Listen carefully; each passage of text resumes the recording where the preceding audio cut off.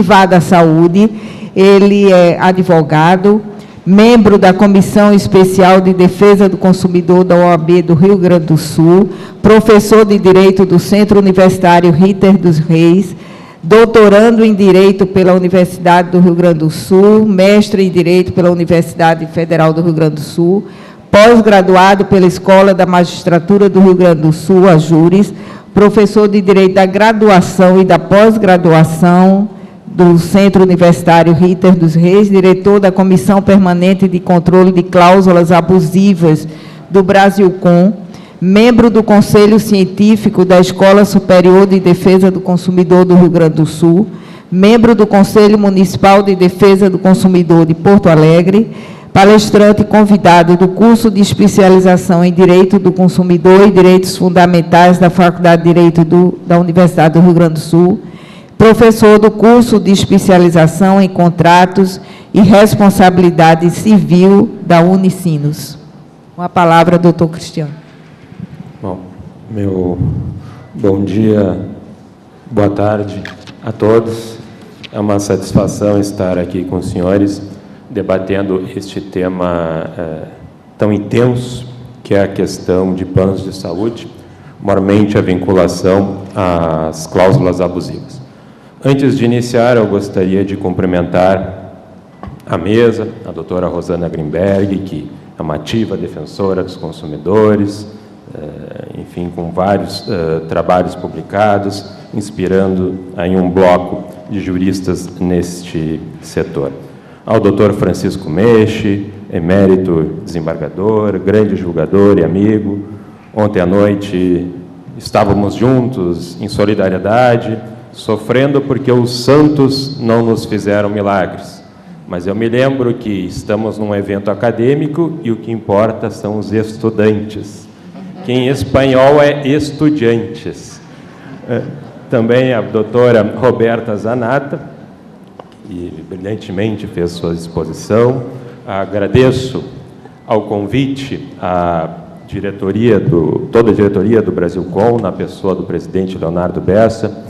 Agradeço também a presença de outros eméritos juristas e amigos, doutora Cláudia Lima Marques, a nossa grande inspiradora. Nada do que se fala aqui pode ser feito sem o recurso às lições da professora Cláudia Lima Marques, a doutora Adriana Burger, também aguerrida defensora dos consumidores no Rio Grande do Sul, defensora pública e coordenadora do PROCON estadual, a doutora Tereza Meche, também ativa advogada e presidente da Comissão de Defesa do Consumidor da OAB, a doutora Fernanda Barbosa, professora do Uniritter, coordenadora desta casa, a qual eu pertenço, inclusive veio aqui para ver se eu estava aqui, pois ela é minha chefe.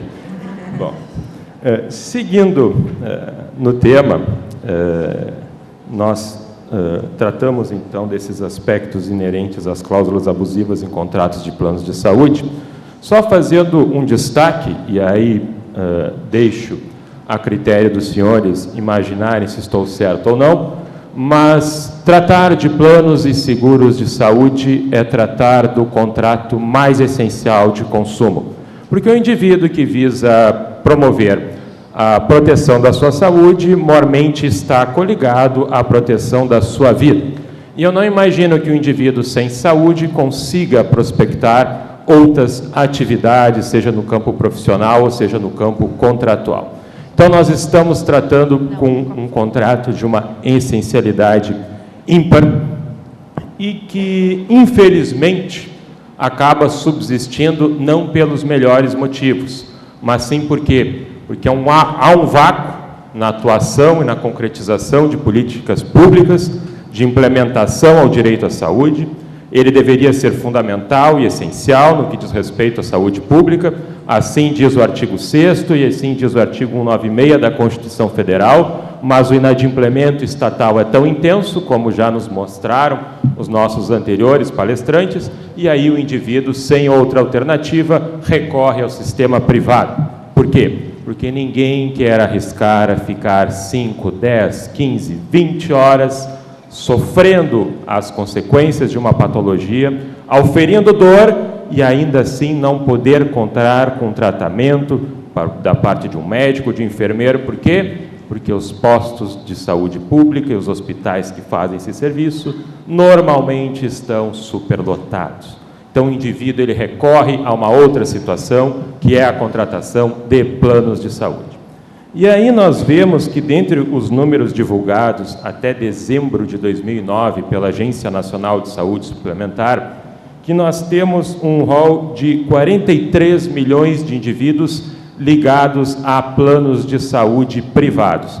Ao todo, se imagina que 70 milhões de pessoas no Brasil, de alguma ou de outra forma, estão ligadas a um suprimento da saúde pública, seja por conta de planos privados ou até mesmo planos estatais, sendo que esses já não seriam mais relação de consumo propriamente, porque muitos são impostos de forma cogente. O indivíduo não tem opção em contratar e acaba tendo que aderir àquela situação. E tudo que é forçoso dentro da relação de consumo não pode sê-lo, né? Quer dizer, isso seria uma prática abusiva. E dentro desses 43 milhões de usuários, em verdade, a ANS passa a fiscalizar com intensidade só um grupo de 7 milhões. Por quê? Porque a Agência Nacional de Saúde Suplementar diz: não fiscalizo com intensidade planos coletivos. Por quê? Porque se é coletivo, é um grupo muito grande de pessoas e o poder de barganha deles no momento da contratação resolveria eventual desequilíbrio frente a fornecedor. Não é verdade esta lógica, mas é o preceito que ela utiliza. E também a Agência Nacional de Saúde Suplementar diz que não fiscaliza ou faz com menos rigor os tais dos contratos antigos de planos de saúde. Hoje nós temos 13 milhões de usuários de contratos antigos de planos de saúde. E com uma grande ressalva, esses contratos antigos que têm 10 ou mais anos de vigência, normalmente acessam pessoas idosas, aqueles indivíduos que a professora Cláudia Lima Marques e o ministro Antônio Herman já falavam que são os hipervulneráveis. E, na verdade, acabam eles sofrendo com mais intensidade, porque é esse rol de contratos que acaba sendo objeto de discussão judicial. Por quê? Porque se pauta que, após janeiro de 99, os contratos novos teriam toda uma guarida da lei que regula os planos de saúde, a LPS, a Lei 9.656/98, o que também não é uma verdade. Por quê? Porque muitos dispositivos da Lei de Planos de Saúde são consequências de uma jurisprudência retroativa. Então, como é que eu coloco decisões judiciais do passado numa lei e passo a estipular que essa lei só regula a partir da sua vigência e deixa à deriva um grupo de indivíduos, sendo que nesse grupo há uma intensa participação de indivíduos hipervulneráveis e não somente com uma limitação de vulnerabilidade. Bom, dentro dessa, após essas colocações, somente para passar aqui alguns detalhes para os senhores nos nossos slides, o que estaria a regulamentar, do ponto de vista normativo, o setor, inicialmente o Código de Defesa do Consumidor. Uma essencial contribuição para a ciência jurídica, a doutora Cláudia Lima Marques propõe a estrutura interpretativa do diálogo das fontes e nos permite concluir claramente que aquela lei que veio depois, Lei dos Planos de Saúde, 9.656/98, alterada 44 vezes, 44 medidas provisórias que tiveram fluxo interrompido em 2001, alterando uma norma. Quer dizer, isso é um fator de geração de uma insegurança jurídica atroz, dificulta a vida do usuário e também do pobre aplicador da lei. Maiormente, o muro das lamentações acaba sendo sempre o poder judiciário e ele tem que tentar trabalhar com aqueles recursos que subsistem.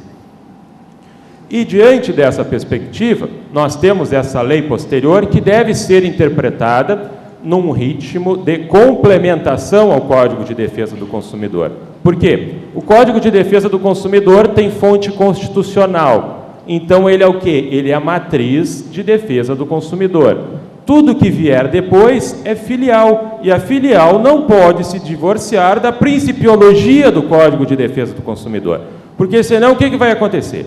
Para cada setor específico comercial, eu vou criar uma lei nova e vou estipular regras diferenciadas e divorciadas dos direitos básicos já consagrados nessa norma de índole constitucional, que é um direito fundamental sendo concretizado, que o legislador não teve opção de tornar como lei ordinária, porque assim era uma obrigação prevista lá no artigo 48 do Ato das Disposições Constitucionais Transitórias, e, no mínimo, uma interpretação complementar, mas não voltada ao afastamento dessa lei matriz.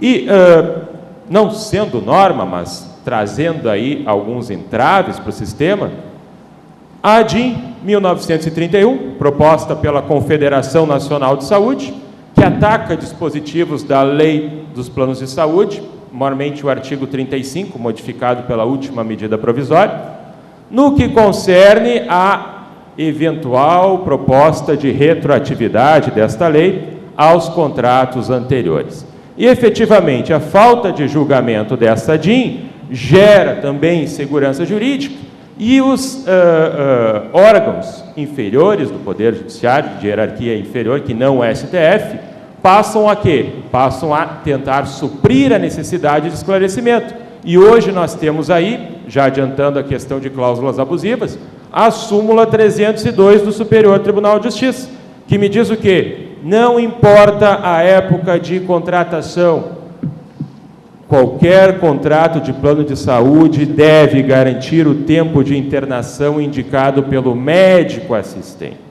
Porque se não garantir o tempo de internação indicado por esse profissional, transforma o consumidor em Deus. Ele passa a ser Deus da sua própria saúde e vai saber quando pode ou vai ficar doente e quanto tempo necessitará de atendimento numa UTI ou numa CTI.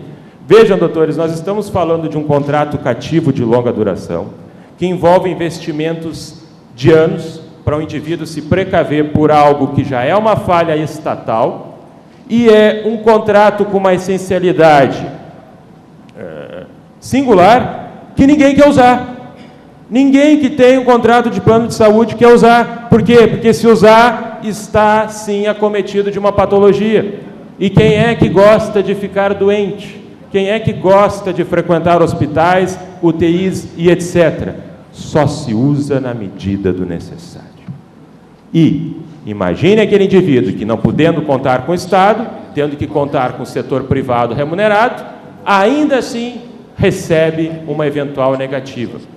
E vejam, doutores, já adiantando essa questão da cláusula abusiva do limite temporal, consagrada como abusiva a partir da súmula 302 do STJ. Efetivamente, qualquer ato que importe na violação desta orientação deve dar guarida a um pleito, justamente requerendo a cobertura da internação por parte da operadora, mas também um pleito carregado com uma indenização por dano moral. Por quê? Porque no momento em que consagrado como um dever aplicável a qualquer tipo de contrato, esta alegação agora já é coroada com uma abusividade latente. E aí vocês imaginam, o dano moral ele não teria só um efeito punitivo, mas sim reparatório. Imaginem vocês, acometidos de uma patologia grave que requer internação. Quem sabe uma CTI ou uma UTI, que na pauta de um valor bastante acessível, seria no mínimo de R$2.000 dia. Aí o indivíduo usa 10, 15 dias de internação e daqui a pouco vem um funcionário do hospital e diz: a partir de aqui o custo é seu, porque a operadora se nega a continuar investindo porque diz que a sua cobertura é limitada. Esse indivíduo que já está acometido de uma patologia grave vai ficar pior, com certeza. E isso vai dificultar ainda mais a sua recuperação. Portanto, há alguns setores como este que já estão desvendados e a abusividade é latente. E só cobrar aquilo que é devido não é suficiente, porque a angústia, o sofrimento se intensifica e nós estamos agredindo aquele que já está vulnerável, aquele que já está com um índice de sofrimento muito elevado.